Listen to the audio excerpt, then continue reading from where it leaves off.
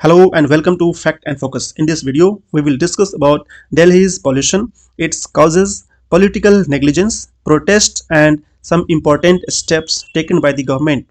Every year, November arrives, and once again, Delhi turns into a gas chamber. But this time, it's not just the air that's toxic. This time, people's patience has also run out. Children are going to school wearing masks, the elderly are lining up at hospitals, and ordinary citizens are taking to the streets with just one question: when will we get clean air? But when the public raised its voice, what did the government do? Instead of answering, it tried to silence them with FIRs, detentions, and silence. All this for simply demanding the right to breathe. Today, we will uncover what are the real causes of Delhi's pollution, what steps the government has taken, and what is it has not, and how political negligence has deepened this crisis. This is not just an environmental issue, it's a moral and political emergency. Let's face this truth together. Delhi, one of the most polluted cities in the world. Delhi continues to rank among the most polluted cities globally. In November 2025, the pollution crisis has reached life threatening levels, with the air quality index consistently staying above 400. That's 8 times higher than the safe limit. At this level, the air falls into the severe category, far beyond the WHO's safe threshold of 50. Despite repeated warnings and emergency measures, the capital remains trapped in a toxic haze. Now let's talk about the some important causes behind Delhi's pollution. This is the article of The Pioneer. Capital's air quality near severe as air quality index hits 391. Let's discuss some important causes. Main causes of Delhi's pollution. The first one is vehicular emissions. Delhi has over 13 million registered vehicles. Many of them are old and poorly maintained. When they run, petrol and diesel combustion releases PM 2.5 and NOx, nitrogen oxides. Both are highly toxic to lungs and heart. This remains the biggest year-round contributor to Delhi's pollution. Next one is local biomass burning. In many low-income settlements, people burn wood, coal, or garbage for cooking or warmth. This daily practice releases fine particulate matter, leading to chronic pollution that persists throughout the year. Next one is stubble burning. Every October and November, farmers in Punjab and Haryana burn leftover crop residue or parali. The smoke travels to Delhi, causing a sudden spike in pollution levels. Though seasonal, this issue recurs every year and remains politically sensitive. In short, Delhi's air crisis is not caused by one factor. It's a deadly mix of permanent sources like vehicles and biomass burning and seasonal triggers like stubble burning. The next one is construction and road dust. Unregulated construction, demolition, and unpaved roads generate massive amounts of dust. Without proper dust control, like water sprinkling or covering, this dust becomes PM10 particles in the air. During dry months, this becomes a major source of respiratory illness and allergies. The fifth one is industrial emissions. Many factories and small scale industries in and around Delhi still use coal, diesel, or biomass as fuel. Most lack adequate pollution control technologies, releasing toxic gases and particulate matter directly into the atmosphere. This worsens local air quality and increases long term health risk. The sixth point is open waste burning. Despite legal bans, open burning of municipal waste, including plastics, rubber, and household trash, continues in many parts of Delhi. These fires release a toxic cocktail of harmful chemicals, thickening the toxic haze.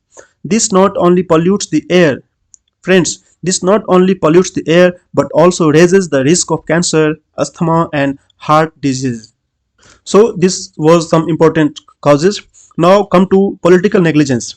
Political negligence in Delhi's pollution crisis.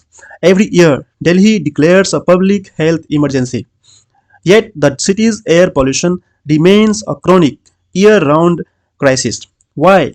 because of political inaction, endless blame games, and a broken system of governance. The first one is blame shifting between governments. The Delhi state government and the central government often point fingers at each other, especially when it comes to stubble burning in Punjab and Haryana. This constant blame game leads to a lack of coordination, and even during peak pollution periods, no united action is taken. Next one is seasonal, no structural responses. Most government strategies like GRAP, Graded Response Action Plan, or even scheme, are reactive, not proactive. They are implemented only after air quality index crosses hazardous levels. What's missing? Year-round, long-term strategies that are either poorly enforced or exist only on paper. The third one is weak enforcement of existing laws. There are bans on waste burning and regulations for construction dust and industrial emissions, but violations are rampant. Enforcement agencies lack both resources and political backing, and even when penalties exist, they are rarely enforced. The result, what the result? Rules without consequences. And the outcome? If you talk about outcome, same story every year, the same smoke, the same excuses, and it's the public that pays the prices with their health. Fourth one is delayed innovation and infrastructure. Yes, the government has introduced artificial intelligence based pollution forecasting tools and electric vehicle policies, but the implementation is painfully slow. Many pollution hotspots still lack basic air monitoring systems. Public transport and electric vehicle charging infrastructure are still too weak to reduce dependence on private vehicles. In the end, these solutions remain stuck on paper, not on the ground. Fifth one is lack of political will for tough decisions. There are some tough but necessary steps that could actually reduce pollution. Banning old vehicles, shutting down polluting industries, regulating firecracker sales, but governments often avoid these actions, fearing vote bank black backlash. Sorry, fearing vote bank backlash, lobbying pressure, or public anger.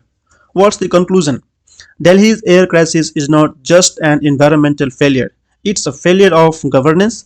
Until we see real political courage, interstate cooperation, and strict enforcement, even the best plan will remain nothing more than paper promises.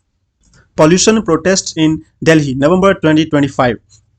In November 2025, public anger over Delhi's toxic air finally spilled onto the streets. As air quality index levels remained dangerously high, students, parents, and environmental activists organized protests across the city, demanding urgent action. First one is Jantar Mantar protest on November 18. Hundreds of people, including students from JNU, Delhi University, and Jamia Millia Islamia, gathered at Jantar Mantar. They criticized the government for installing air purifiers in official buildings while ignoring the suffering of ordinary citizens. The next was Delhi Gate protest by parents on November 9. Parents and environmental activists, many with their children, assembled at India Gate. They demanded meetings with elected leaders and raised a chilling concern. Every third child in Delhi is living with damaged lungs. Several protesters were detained for assembling without permission. What the conclusion? These protests are not just about anger, they are a sign of rising awareness. People are no longer satisfied with emergency responses. They are demanding sustained action and real accountability. This is no longer just a protest, it's a civic movement, and its voice will not be silenced. In the end, let's discuss some major steps taken by the Delhi government in 2025. In 2025, the Delhi government announced several key initiatives to tackle air pollution. Let's look at the five most important measures aimed at cleaning the city's air. The first one is 25-point action plan, a comprehensive plan targeting pollution from vehicles, construction dust, waste burning, and road dust. This multi-sectoral approach aims to address every major source of pollution. Next one is AI-based pollution forecasting. Advanced air AI tools are now being used to predict pollution spikes and identify hotspots in advance, allowing for timely preventive action. The third one is 62 new pollution hotspots identified. The government has mapped 62 high risk areas across Delhi. Special teams have been deployed for targeted cleaning, monitoring, and enforcement in these zones. Crackdown on construction dust and waste burning. Strict rules have been enforced at construction sites, and penalties for even garbage burning have been made tougher, with increased monitoring across the city. Fifth one is push for electric vehicles. Efforts are underway sorry Efforts are underway to expand electric vehicle infrastructure and offer incentives to encourage adoption, aiming to reduce vehicular emissions significantly. So, friends, this was all about the Delhi's pollution. If you believe clean air is not just a right but a responsibility, then amplify this voice, like this video so the issue does not get buried. Share it so more people wake up. Subscribe because in the next video we will meet again with more truth. Thanks for watching. Jai Hind, Jai Bharat.